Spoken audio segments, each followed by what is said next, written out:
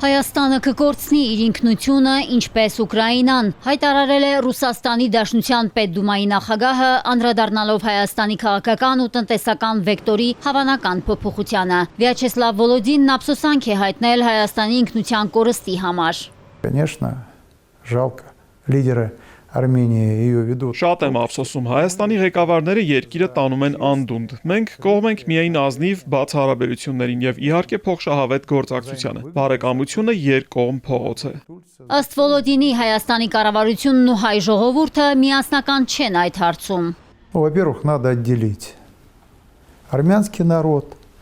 от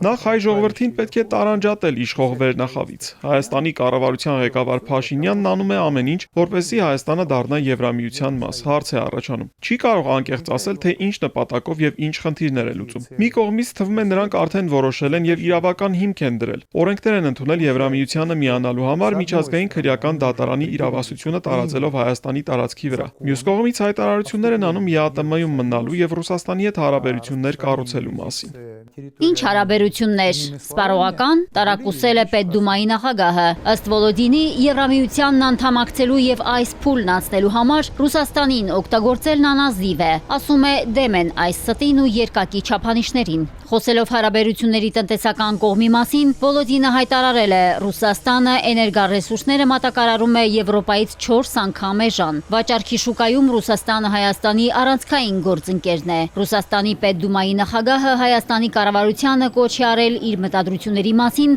բաց խոսել թե գործընկերների, թե քաղաքացիների հետ եւ նորից զուգահեռներ անցկացրել Ուկրաինայի հետ։ И если даже взять, провести параллели с Украиной, Ուկրաինան նույնպես խոսելով Եվրամիության մասին ասում էր, որ տնտեսությունը կզարգանա, բայց նրանց թույլ չեն տալիս ուկրաինական արտադրանքը տանել եվրոպական շուկա։ Այն անմրցունակ է Եվրոպայում։ Իսկ ինչ կվաճառի Հայաստանը։ Գինին մեզ էին վաճառում։ Մակրոնը գնաց Հայաստան, գրկախառնվեցին Փաշինյանի հետ։ Դե պայմանագիր կնքեիք։ Պատկերացնում ենք հայկական գինին Ֆրանսիայում։ Նույնիսկ կոնյակն արդեն բրենդի է։ Ֆրանսիացիներն ասել են ձերը բրենդին է։ Դժվար է միաժամանակ լինել Եվրամիության ու ԵԱՏՄ-ի անդամ, հայտարարել է ՀԱՊԿ գլխավոր քարտուղարը, պատասխանելով Հայաստանի կարգավիճակի վերաբերյալ հարցին։ Թալատբեկ Մասադիկովն ասել է, ԵԱՏՄ-ում ստեղծված արտոնյալ պայմանները չեն կարող տարածվել Եվրամիության անդամ երկրների վրա։ Նրա խոսքով ՀԱՊԿ-ից Հայաստանի դուրս գալու որոշումը պետք է կայացնեն երկրի իշխանությունն ու ժողովուրդը։ Այս թեմայով որևէ գործընթաց կամ գրավոր ծանուցում չկա ու չի ստացվել։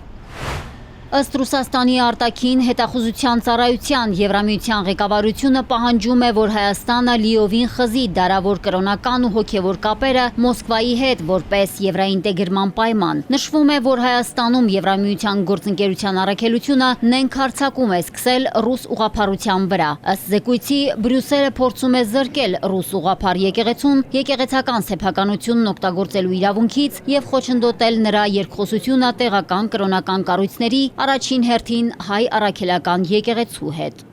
Մարիկ Օստանյան, Էպիկենտրոն։